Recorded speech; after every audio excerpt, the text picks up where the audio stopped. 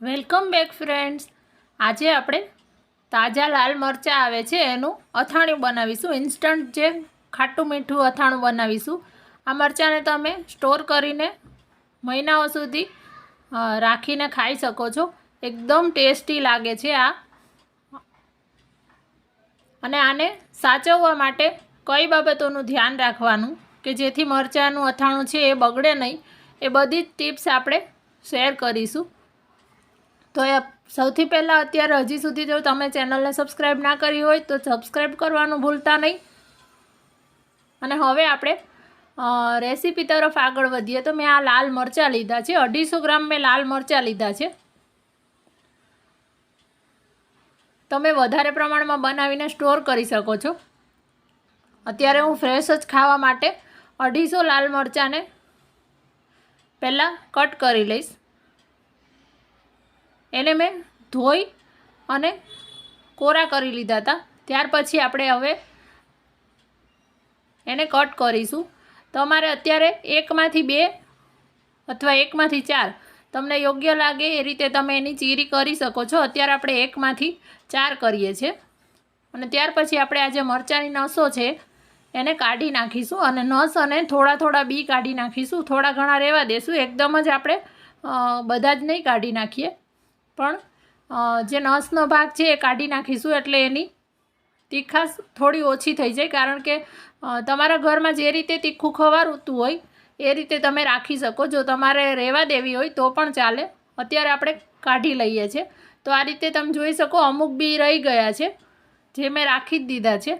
અને બધા જ મરચાંને આપણે આ રીતે એકમાંથી 4 ટુકડામાં કટ કરી લીધા છે।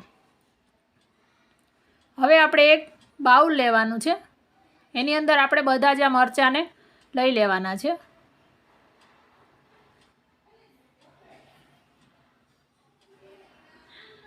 હવે આમાં 1 ચમચી આપણે મીઠું લેવાનું છે અને અડધી ચમચી હળદર લેવાની છે। ત્યાર પછી આને આપણે એકદમ સરસ મિક્સ કરી નાખવાનું છે અને થોડી વાર માટે આને આવી રીતે હલાવતું રહેવાનું છે, જેથી મીઠું છે એ બધા જ મરચાંમાં ભળી જાય અને એનું પાણી છૂટી જાય। આપણે એનું પાણી છૂટે એટલી વાર એને રાખવાના છે। આને આપણે 1.5 થી 2 કલાક મેક્સિમમ રાખવાના છે। અને મિનિમમ તમારી પાસે ઓછો સમય હોય તો પણ આને 1 કલાક તો રહેવા જ દેવાના। અને વચ્ચે વચ્ચે થોડી વારે આને ચમચીથી હલાવતું રહેવાનું કે જેથી એનું પાણી છે એ મીઠાનું પાણી થાય અને મરચાંની તીખાશ છે એ નીકળતી જાય। હવે આને આપણે 1.5 કલાક રહેવા દીધા છે। ત્યાર પછી તમે જોઈ શકો છો કે એનું પાણી છે એ ઓલમોસ્ટ એમાંથી નીકળી ગયું છે। હવે આપણે આ મરચાં છે એને સૂકવવાના છે।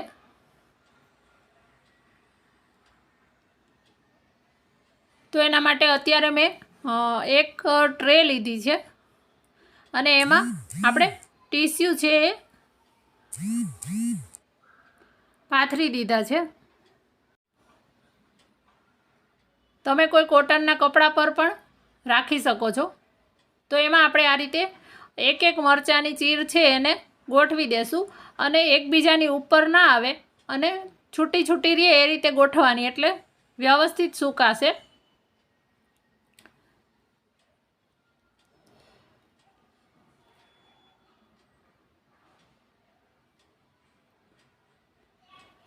આ રીતે આપણે બધા જ મરચાં ગોઠવી લઈએ છીએ અને આને આપણે તડકામાં સૂકવવાના છે।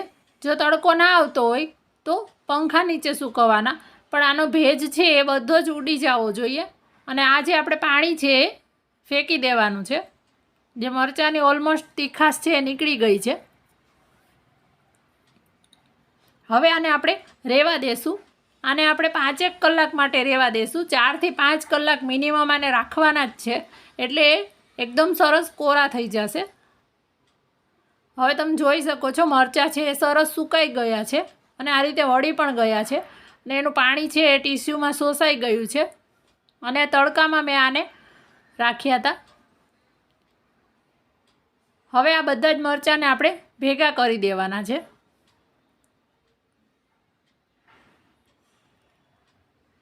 અને આ વાતનું ખાસ ધ્યાન રાખવાનું કે આ વ્યવસ્થિત સુકાય ત્યાર પછી જ આપણે એને ઉપયોગમાં લેવાના, કારણ કે નહીંતર અથાણું છે એમાં ભેજ રહી જશે તો એ બગડી જવાના ચાન્સ રહે છે, જો પાણી રહી જશે તો. હવે આપણે રાઈના કુરિયા લેવાના છે, જે 5 ચમચી આપણે રાઈના કુરિયા લેવાના છે.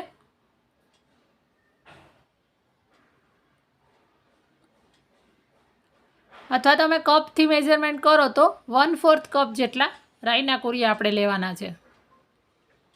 ત્યાર પછી આ રીતે વચમાં થોડી જગ્યા કરી લેવાની છે અને વચમાં આપણે અડધી ચમચી જેટલી હિંગ લઈ લેવાની છે.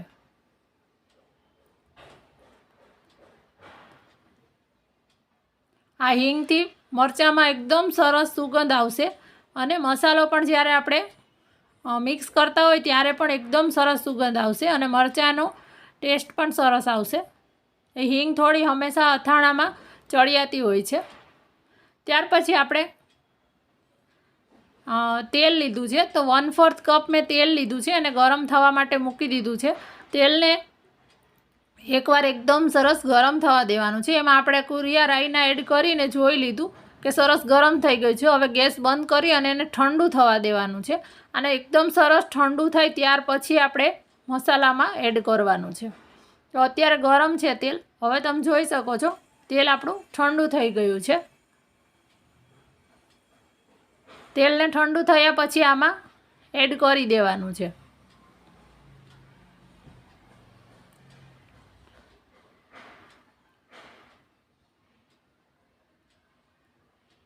આવું કરવાથી આ મસાલો છે એ બળી નથી જતો. એટલે હંમેશા અથાણામાં તેલ ગરમ કરી ત્યાર પછી ઠંડુ કરવાનું છે. આ નાની નાની બાબતોનું જો આપણે ધ્યાન રાખીએ તો હંમેશા પરફેક્ટ આપણે જે બનાવીએ અથાણું એ બને છે અને સ્વાદ અને એની જે ફ્લેવર હોય છે એ એવી ને એવી રહે છે.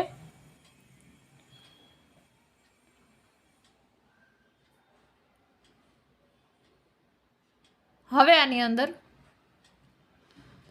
આપણે વરિયાળી પાવડર લઈએ છીએ. 1 મોટી ચમચી મેં વરિયાળી પાવડર લીધો છે. વરિયાળી પાવડર એડ કરવાથી આની ફ્લેવર ખૂબ જ સરસ લાગે છે. તમને ના ગમે તો તમે સ્કીપ પણ કરી શકો છો અથવા આખી વરિયાળી હોય તો એને અધકચરી વાટીને પણ લઈ શકો છો. અત્યારે મારી પાસે પાવડર તૈયાર હતો વરિયાળીનો, એટલા માટે મેં વરિયાળી પાવડર લીધો છે.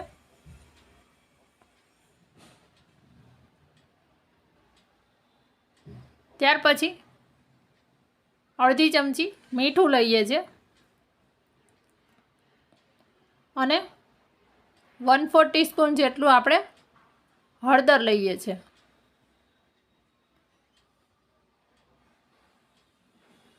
આ મેં દળેલી ખાંડ લીધી છે. દળેલી ખાંડ પણ આનો સરસ સ્વાદ આવે છે, એટલા માટે દળેલી ખાંડ આમાં ખાસ એડ કરવાની.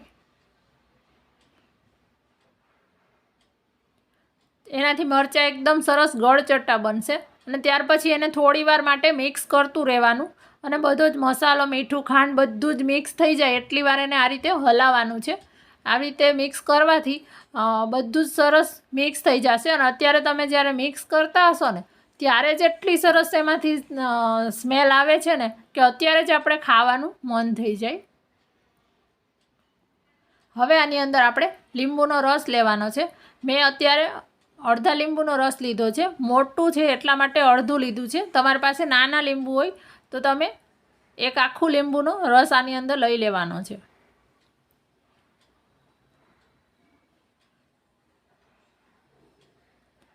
હવે આપણો મસ્ત મસાલો રેડી થઈ ગયો છે. આની અંદર આપણે આપણા જે મરચાં છે સૂકવેલા, જેને ભેગા કરીને રાખ્યા છે આપણે, એ આની અંદર લઈ લેવાના છે. બધા જ મરચાંને આપણે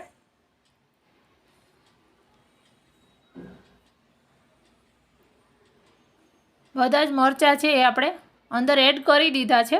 હવે આને સરસ મિક્સ કરવાનું છે. સોરી પણ અહીંયા મારાથી જે રેકોર્ડ કરવાનું છે એ ખબર નહીં કઈ રીતે પણ મિસ થઈ ગયું અને આ બધો જ મસાલો અને મરચાં મેં મિક્સ કરી દીધા હતા.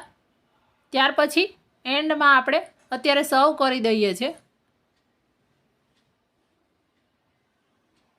અને આને એરટાઇટ જારની અંદર ભરી અને તમે મહિનાઓ સુધી ખાઈ શકો છો. આને ફ્રીજની અંદર રાખવાનું, બહાર પણ રહી શકે થોડા દિવસ માટે, પણ પછી આપણે આને અઠવાડિયું સુધી બહાર તમે રાખી શકો. ત્યાર પછી તમારે ફ્રીજમાં મૂકી દેવાનું અને આમાં ભીના હાથ કે ના અડે એનું ખાસ ધ્યાન રાખવાનું.